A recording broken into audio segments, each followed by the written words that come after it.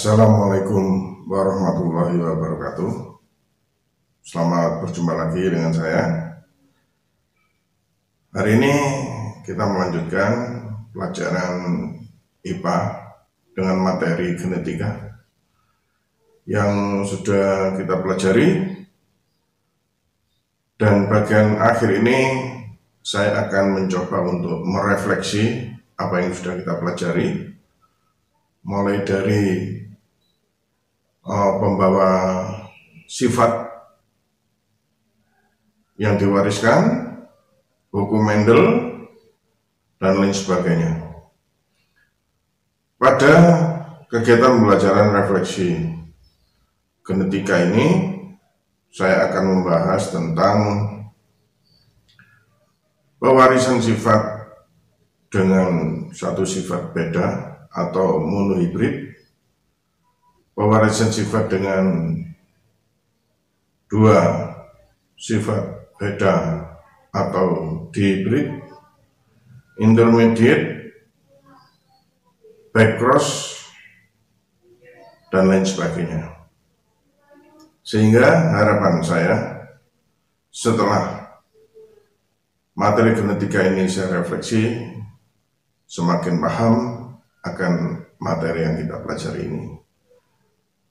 Semoga hasil refleksi ini betul-betul bermanfaat bagi kita, sehingga kita bisa jadi orang bermanfaat di lingkungan masyarakat.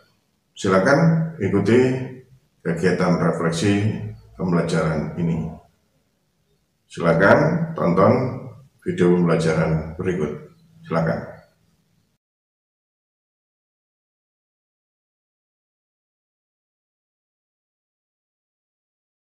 Halo adik-adik, kali ini kita akan bahas istilah-istilah penting dalam genetika. Ya, untuk memahami persilangan kalian harus hafal dulu istilah-istilah berikut ini ya. Oke, langsung saja. Yang pertama, ada yang disebut dengan parental. Biasanya disimbolkan menggunakan huruf P yang artinya adalah induk atau tetua. Yang kedua, ada filius atau filial. Biasanya disimbolkan menggunakan huruf F yang artinya adalah anak atau keturunan. Nah, biasanya disimbolkan menggunakan F1 untuk keturunan pertama dan F2 untuk keturunan kedua. Yang ketiga, ada gen. Gen adalah pembawa sifat. Nah, biasanya disimbolkan menggunakan huruf ya. Gen dibedakan menjadi dua. Yang pertama ada yang dominan, ditulis menggunakan huruf kapital atau besar. Contoh A besar, B besar, dan C besar. Dan yang kedua ada yang resesif. Biasanya ditulis menggunakan huruf kecil. A kecil, B kecil, dan C kecil. Yang keempat ada genotip.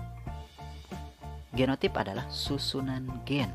Nah, misalkan A besar, A besar, A besar, A kecil, dan A kecil, A kecil. Tetapi genotip dibedakan menjadi dua macam. Yang pertama ada yang homozigot, berarti susunan gen yang sama. Contoh A besar, atau A kecil, A kecil. Dan yang kedua ada yang heterozigot, berarti susunan gen yang berbeda. Misal ada A besar A kecil atau B besar B kecil. Yang kelima ada fenotip. Kalau fenotip adalah sifat yang mudah diamati atau sifat yang nampak. Contoh tinggi, pendek, keriting, lurus. Nah, itu yang disebut dengan fenotip. Yang keenam ada alel, yaitu pasangan gen. 7 ada gamet, yaitu sel untuk pembuahan atau fertilisasi dan biasanya bersifat haploid. Pada manusia berarti sel sperma untuk gamet jantan dan sel telur atau ovum untuk gamet betina. Nah, itulah istilah-istilah penting yang harus kalian pahami. Terima kasih atas perhatiannya. Wassalam.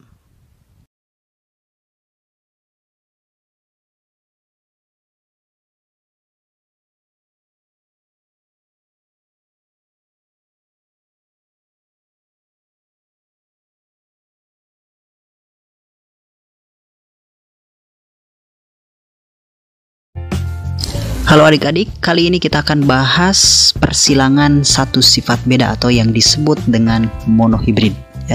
Tetapi sebelumnya kalian harus sudah memahami istilah-istilah penting dalam genetika yang sudah dibuat pada video sebelumnya ya. Oke, misalnya di sini ada persilangan kacang ercis. Parentalnya B besar disilangkan dengan B kecil. B besar untuk bulat, sedangkan B kecil untuk kisut. Setelah itu tentukanlah gametnya. Nah, gametnya berarti ada B besar dan B kecil.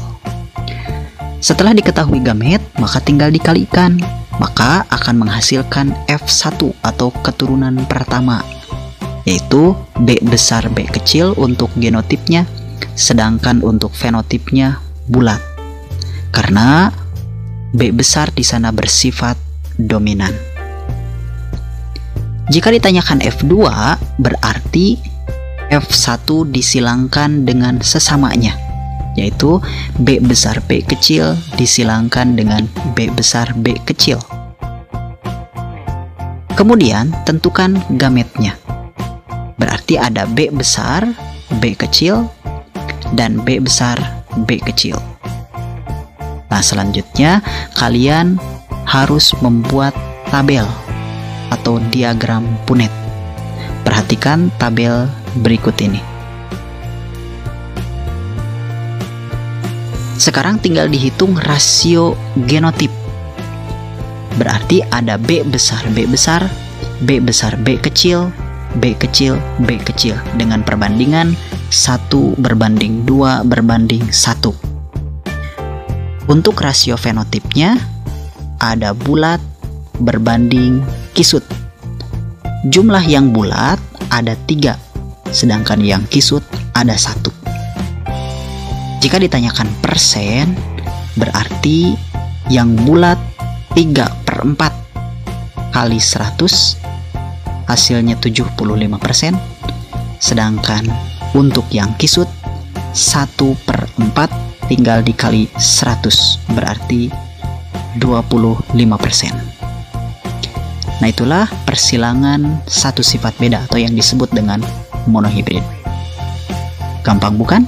Selamat mencoba.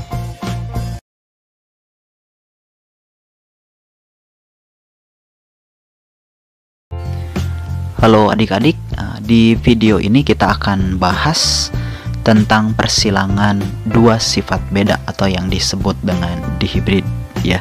Tetapi sebetulnya ada dua cara yang bisa kita lakukan untuk menyelesaikan soal dihibrid. Nah, ini adalah cara yang pertama. Dan biasanya cara yang pertama ini biasa dilakukan di sekolah masing-masing ya. Oke. Misalkan pada contoh persilangan buah mangga ya, parentalnya adalah B besar M besar untuk buah besar rasa manis, disilangkan dengan B kecil M kecil untuk buah kecil rasanya asam. Nah, berarti langsung saja kita akan hasilkan F1, yaitu B besar B kecil M besar M kecil untuk genotipnya. Berarti fenotipnya karena ada B besar berarti ukurannya besar dan rasanya manis karena ada M besar. Dan keduanya bersifat heterozigot. Nah, jika ditanyakan F2 atau keturunan kedua, berarti B besar B kecil M besar M kecil disilangkan dengan B besar B kecil M besar M kecil atau sesamanya. Nah, berarti di sini tinggal dikalikan terlebih dahulu. B besar kali M besar, B besar kali M kecil, B kecil kali M besar, B kecil kali M kecil untuk menghasilkan gamet. Karena yang disilangkannya dengan sesamanya, berarti gamet yang dihasilkannya juga sama, yaitu B besar M besar, B besar M kecil, B kecil M besar, B kecil M kecil. Nah, setelah itu kita buat dalam bentuk papan catur sebagai berikut. Perhatikan juga warna yang terdapat pada tabel tersebut, ya. Dari tabel tersebut berarti kita bisa menghasilkan rasio genotip yang terdiri dari B besar M besar M besar, B besar M besar M kecil, B besar B kecil M kecil M kecil, B besar B kecil M besar M kecil, B besar M kecil M kecil, B besar B kecil M kecil M kecil, B kecil M besar M besar, B kecil M besar M kecil, dan B kecil M kecil M kecil dengan rasio perbandingan 1 berbanding 2 berbanding 2 berbanding 4 berbanding 1 berbanding 2 berbanding 1 berbanding 2 dan berbanding 1. Itu untuk rasio genotipnya. Sedangkan untuk rasio fenotipnya berarti tinggal diterjemahkan saja.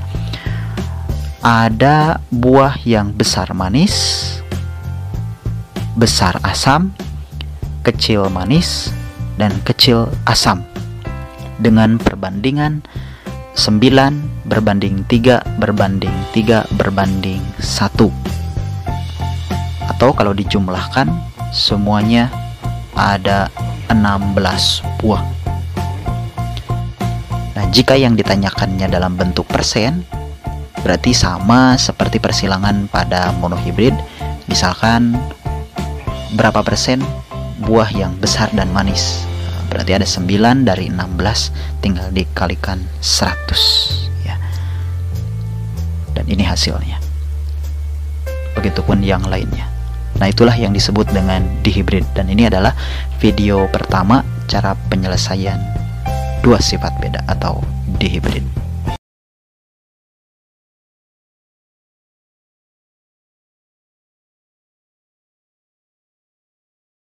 Tentukan F1 pada dihibrid. Nah, kalau pada monohibrid mungkin jauh lebih gampang atau mungkin kalian sudah bisa ya.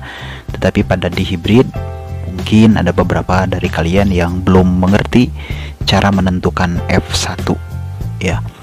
Misalkan pada persilangan Pisum sativum, gen B besar untuk bulat, sedangkan gen B kecil berarti untuk kisut, gen K besar untuk kuning, dan gen K kecil untuk hijau.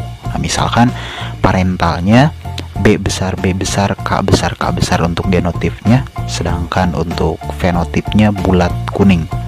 Disilangkan dengan B kecil K kecil untuk genotipnya, sedangkan fenotipnya berarti kisut dan hijau.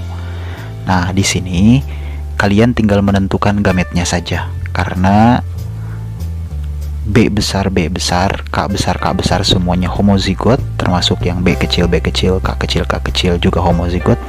Maka kalau yang homozigot, gamet yang digunakannya cukup satu, berarti ada B besar K besar dan B kecil K kecil. Nah, jika setelah diketahui gametnya, maka kita dapat menghasilkan F1. Berarti F1 nya tinggal dikalikan saja, berarti ada B besar B kecil K besar K kecil. Maka untuk fenotipnya pada F1 ini 100% bulat dan berwarna kuning. Bedanya dengan induknya, kalau pada F1 ini bersifat heterozigot, sedangkan pada induknya yang pertama tadi bersifat homozigot. Nah, itulah cara menentukan F1 pada dihibrid. Jadi intinya kita harus menentukan dulu gametnya. Nah, setelah mengetahui gametnya, maka tinggal dikalikan saja, maka akan didapatkan F1-nya. Itu mungkin. Semoga dapat membantu. Terima kasih.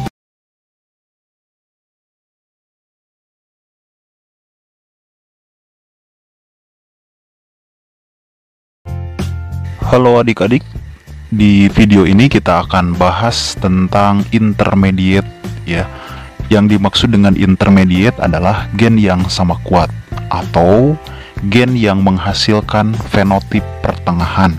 Nah, misalkan pada persilangan Mirabilis jalapa, parentalnya adalah M besar untuk warna merah disilangkan dengan M kecil warna putih, maka akan menghasilkan F1 dengan genotip M besar M kecil. Nah, jika dalam persilangan biasa, ini akan menghasilkan warna merah karena M besar bersifat dominan.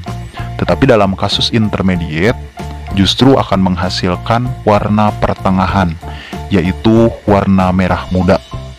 Nah, bagaimana dengan F2-nya? Nah, berarti kalau F2, warna merah muda disilangkan dengan merah muda, atau M besar M kecil disilangkan dengan M besar M kecil.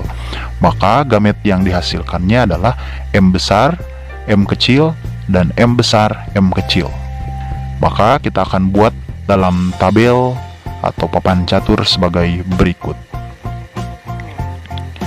Maka dihasilkan rasio genotip, yaitu M besar M besar, M besar M kecil, dan M kecil M kecil dengan perbandingan 1:2:1.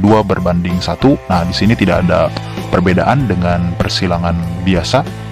Tetapi yang berbeda adalah pada fenotip, karena warna yang dihasilkan ada warna merah, merah muda, dan juga putih dengan perbandingan 1:2:1. Itulah yang disebut dengan intermediate.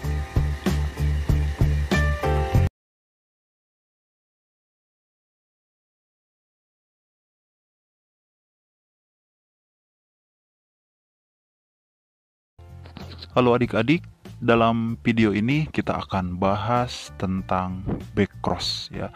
Karena dalam genetika ada yang disebut dengan backcross. Apa itu backcross? Backcross adalah perkawinan F1 dengan salah satu induknya, baik yang jantan maupun betina.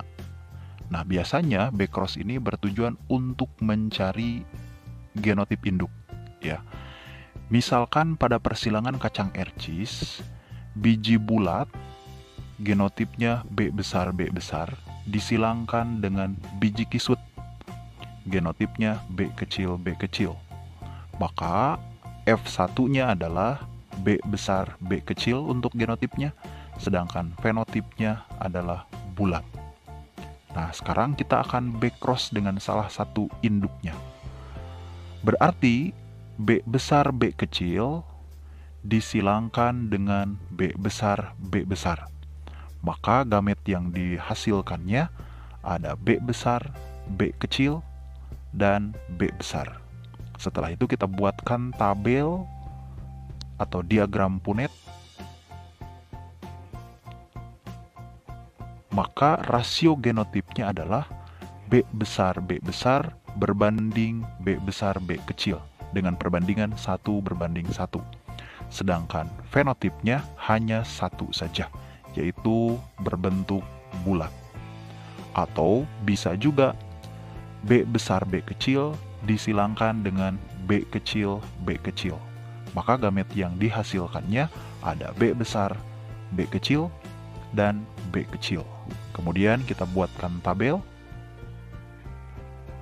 Maka rasio genotipnya adalah B besar B kecil dengan perbandingan 1:1.